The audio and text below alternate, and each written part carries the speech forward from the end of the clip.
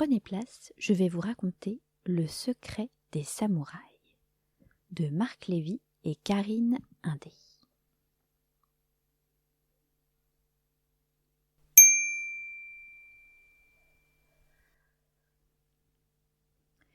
Les samouraïs étaient de redoutables guerriers. Pas seulement, ils avaient aussi pour mission de protéger les villages, et il y avait même des femmes samouraïs, mais c'était un secret. Impossible! Et si nous allions vérifier sur place? Magica Libri, Magica Libra, à nous le secret des samouraïs. Où sommes-nous?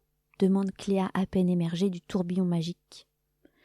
Au Japon et au XIIIe siècle, souffle Yoko. Regarde, les samouraïs là-bas, on dirait qu'ils s'entraînent. Allons leur parler, suggère Mehdi. Mais un paysan s'interpose. Impossible, il est strictement interdit de les déranger, ils sont bien trop occupés. Comment ça, trop occupés? Proteste Mehdi. Nous avons juste une question à leur poser, nous ne faisons rien de mal. Encouragés par Mehdi, Georges, Cléa et Yoko s'approchent à leur tour. Les samouraïs font virevolter des sabres en bambou.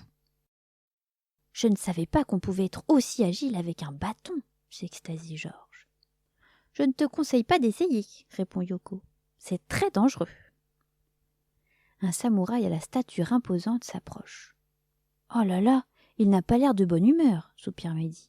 Mais non, c'est son masque qui donne cette impression, répond Yoko.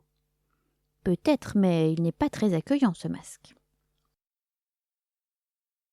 Qui ose nous déranger pendant notre entraînement? Gronde le samouraï. Je vous avais bien dit qu'il avait l'air fâché, murmure Mehdi. Excusez-nous, grand samouraï, nous avons juste une petite question à vous poser, dit-il en prenant son courage à deux mains. Je te pardonne, tu as fait preuve de bravoure en osant me parler. Mais je n'ai pas de temps à perdre. Filez! Regardez, la fumée là-bas! S'écrie soudain Georges. Un incendie s'est déclaré dans la forêt, répond un samouraï. Et le vent souffle dans notre direction, ajoute un autre. Vite, nous devons l'éteindre avant qu'il n'atteigne le village. N'approchez pas du feu, c'est très dangereux. Si vous voulez vous rendre utile, courez prévenir les villageois. Dites à tout le monde d'aller chercher de l'eau à la rivière. Les samouraïs s'éloignent au grand galop vers la forêt. Au feu! Au feu! S'écrie Cléa. Prenez des seaux, il faut aller chercher de l'eau à la rivière, enchaîne Mehdi. Ne vous inquiétez pas, dit une vieille dame. Les samouraïs vont nous protéger, ils le font toujours. Nous ne pourrons pas arrêter ces flammes. Faisons demi-tour et trouvons le moyen de protéger le village, déclare le chef des samouraïs. Je vois que nos petits amis ont rempli leur mission. Nous n'y arriverons pas comme ça, réfléchit Georges. La rivière est trop éloignée du village, et le feu se rapproche. Et ce n'est pas ce petit fossé qui l'empêchera de poursuivre sa course. Tu as raison, répond le chef des samouraïs. Mais comment lui faire obstacle? Cléa et Georges se regardent. Ils viennent d'avoir la même idée. Nous allons relier la rivière au fossé. Il se remplira d'eau et le feu ne pourra plus passer, s'exclame Georges. Bravo, c'est une idée formidable, répond le chef des samouraïs. Les samouraïs descendent de leurs chevaux et se mettent à creuser. Ils montrent ainsi l'exemple. Chacun doit s'activer, car il n'y a pas une minute à perdre. Grâce aux efforts de tous, le canal est bientôt creusé. Cléa, Yoko et Mehdi joignent leurs forces pour donner les derniers coups de pelle.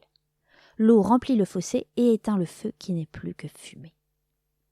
Vous avez été admirables, les enfants. Le village est sauvé, félicite le chef des samouraïs.